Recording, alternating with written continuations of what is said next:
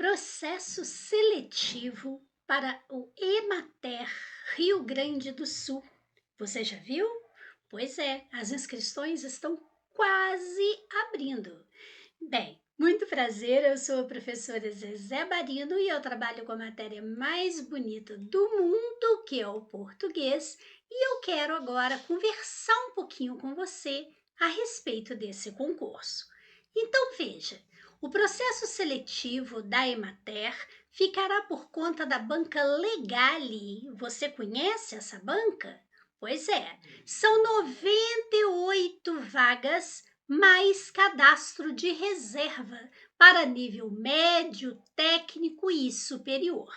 A remuneração vai de 2.200 até 5.000 por mês.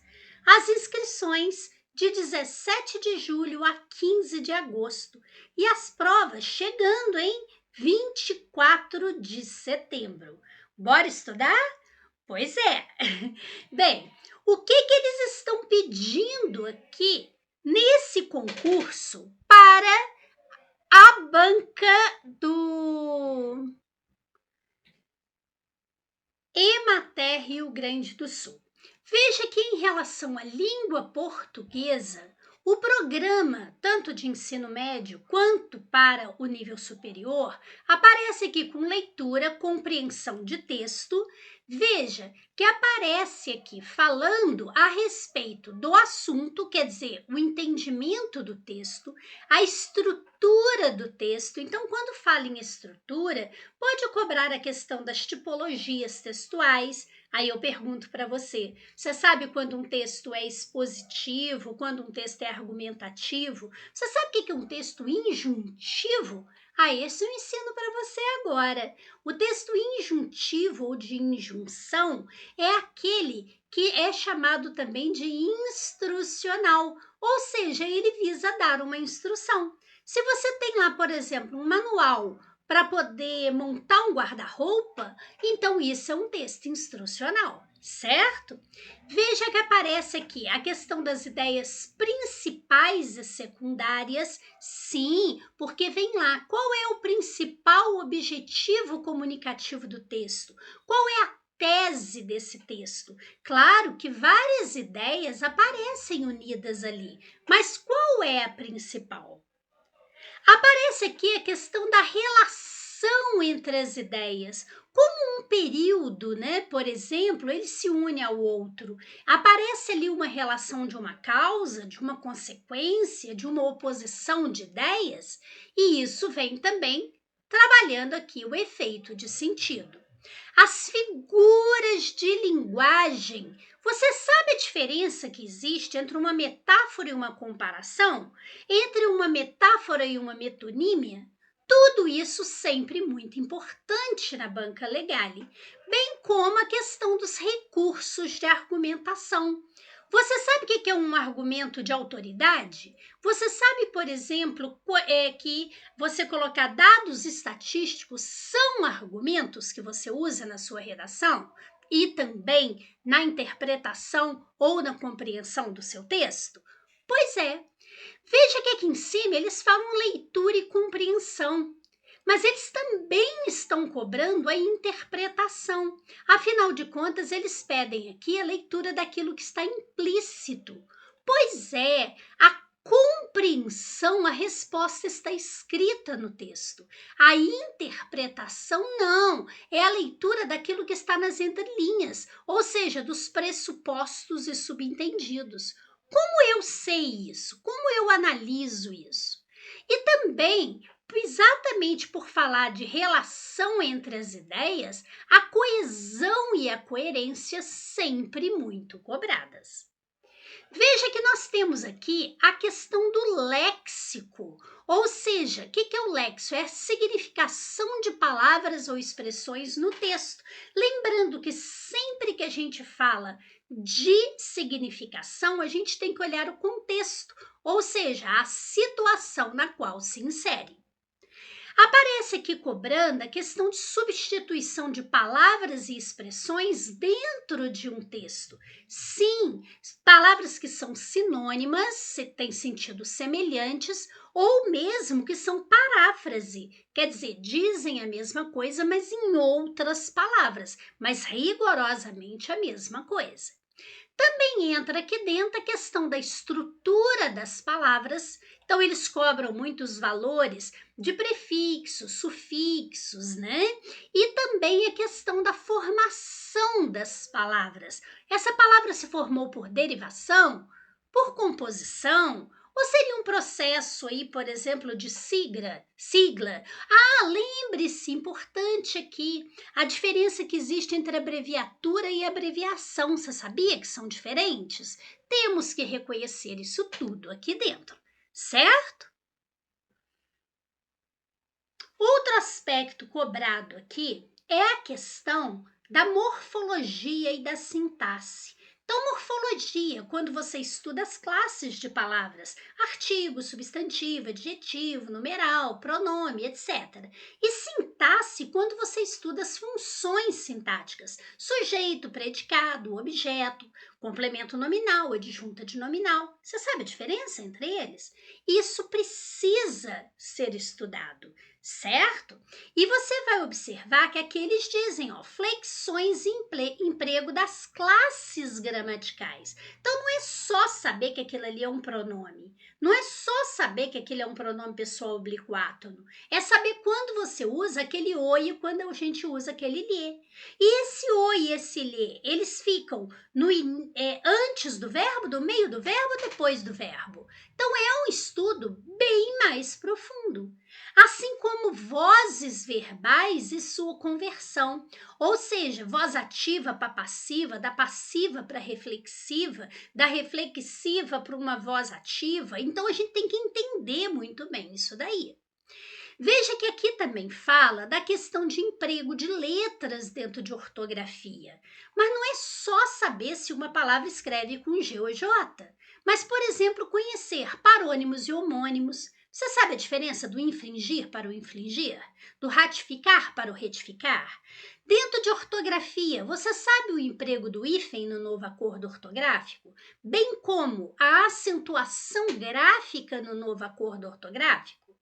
E o que seria essa questão de fonemas e grafemas? Nossa, a banca ama cobrar isso daqui. Fonema é som, grafia ou grafema é letra. Como você conta o número de letras e grafemas?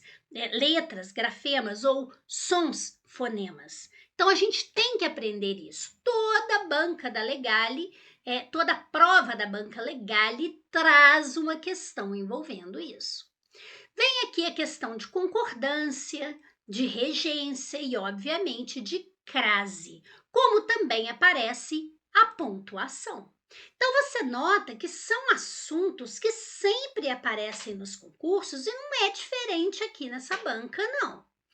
Veja que não cobra apenas a função sintática, o sujeito, o predicado, mas também as orações, oração coordenada, oração subordinada, e em função disso, o emprego, claro, de conjunções, de locuções conjuntivas, de pronomes relativos. Você sabe quando o pronome é relativo?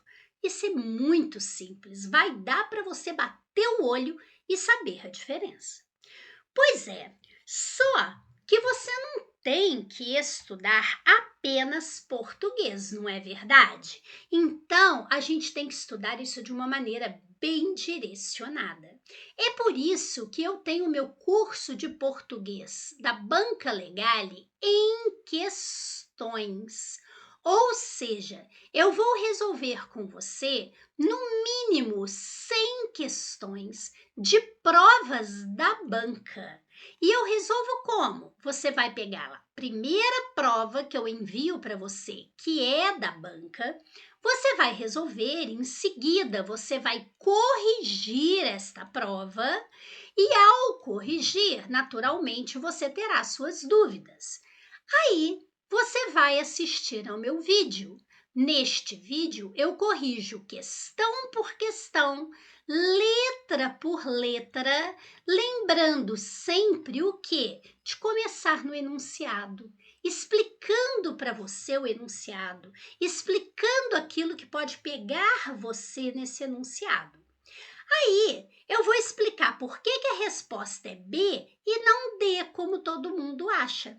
E vou também mostrar as outras letras, A, C e E. Então, eu passo por todas. E vamos supor que essa questão envolva a diferença de complemento nominal para adjunto de nominal. O que eu faço? Eu explico isso daqui para você de uma maneira direcionada, rápida, sem ficar dando muita volta. Aí a segunda questão, por exemplo, envolve pressuposto e subentendido. Eu vou explicar para você o que é o pressuposto, o que é o subentendido e como você percebe isso já no enunciado da questão e como você resolve esse tipo de questão. Então, é assim que a gente trabalha. Você vai fazer as 10 questões desta prova, em seguida eu corrijo, explicando tudo o que é importante para você. Vamos supor que acabamos de assistir ao vídeo e você ainda ficou com uma dúvida, por exemplo, na questão número 2. Mande a sua pergunta e eu respondo para você. Aí, nós vamos para a próxima prova. Imagine o que você vai estar fazendo. Você vai conhecer a banca, conhecer o estilo da banca, aprender aquilo que a banca gosta de cobrar e que aparece sempre em tudo enquanto é prova e vai exercitar ao mesmo tempo. Bom, não é? Pois bem, tão bom quanto o meu curso aí de português da Banca Legale é o curso de informática para Emater do professor Paulo França. Olha, o tio Paulo é fera. Se você quer aprender informática e fechar essa prova, tá na hora. Então, você também pode adquirir a dobradinha Português comigo e Informática com tio Paulo, certo? Bem, vamos conhecer um pouquinho mais dessa banca? Eu selecionei aqui 2 questões de 2023 da Banca Legale para a Defensoria Pública do Estado do Pará para o cargo de Pedagogia. Então, veja, aqui eles colocaram preenche correta e respectivamente, quer dizer, na ordem, as lacunas. Então, eles pegaram o texto e deixaram lacunas no texto. Veja que eu copiei aqui os fragmentos necessários lá do texto. Então, aqui aparece nas linhas 10, então tá aqui a linha 10. Coloquei a linha 22, tá aqui, e a linha 42. Então, eles querem saber, a linha 10, eu preencho isso com A, com H, A sem acento, A com acento. Veja que, na verdade, aqui, eles não colocaram A com crase, não. Eles colocaram A com acento agudo. A crase, ó, é para cá, o sinal grave indicativo de crase. O A com o sinal para cá é acento agudo. Tá? Então, não seria um A com acento agudo. Só de você saber isso, você já vai eliminar a letra D e a letra E. Esse A aqui, ó, com acento agudo, ele cabe muito bem quando você fala o as lá na carta, né? A carta do baralho. Agora, esse A aqui, não. Então, pronto, só isso já me fez eliminar a letra D e a letra E. Agora vamos, que A eu usaria aí? O A com H ou o A sem H? Então, basta você lembrar o seguinte, o A com H eu uso quando significa faz ou existe. Não precisa ficar guardando aquele mundo de coisa, tempo passado, existência, e A sem H é tempo futuro, é distância. Não. O A com H é quando você pode substituir por faz ou existe. O A sem H, quando você não pode substituir por faz ou existe. Então, olha a frase. Lilian Fonseca, o senhor estava a, né? 15 dias internado. Então, nesse caso, o senhor estava há 15 dias internado. O que quer dizer isso?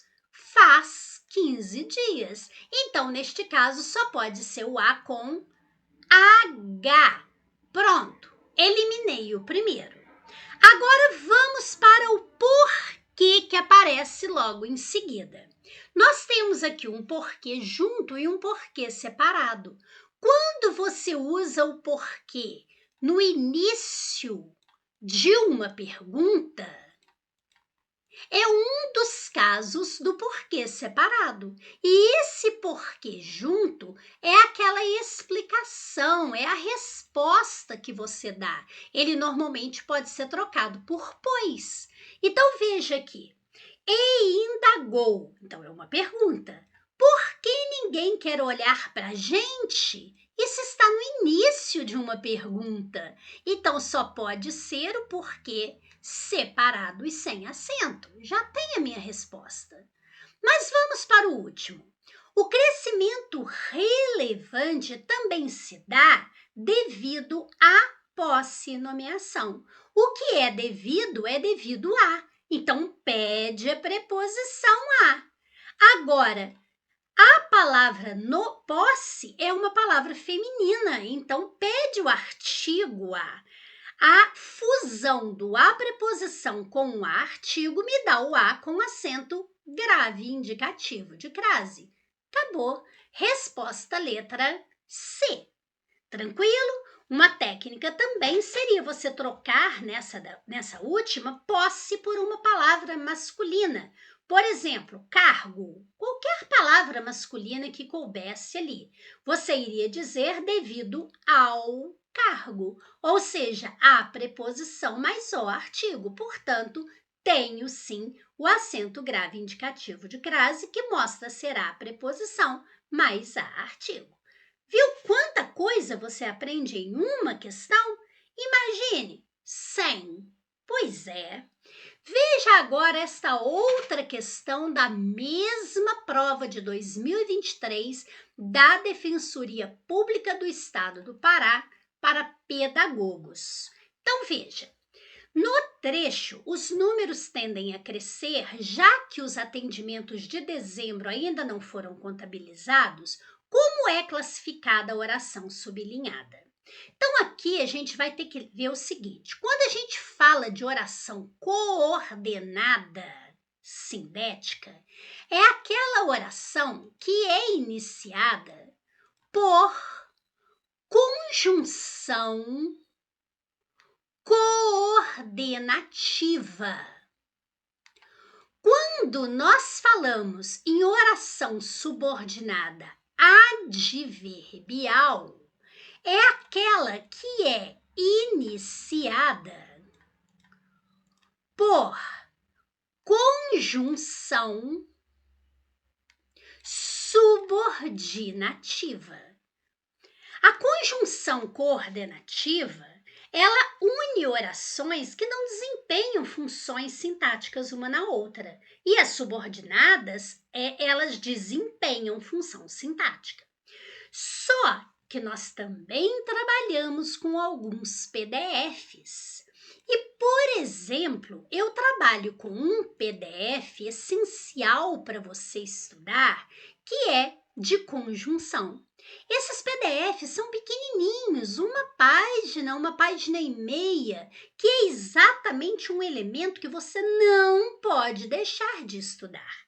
E aí, você estudando isso, você sabe que já que é o conector, né? A conjunção, a locução conjuntiva que inicia essa oração, você sabe que isso está na lista lá das conjunções subordinativas. Logo, letra A e letra B estão eliminadas e você sabe que isso é uma conjunção causal.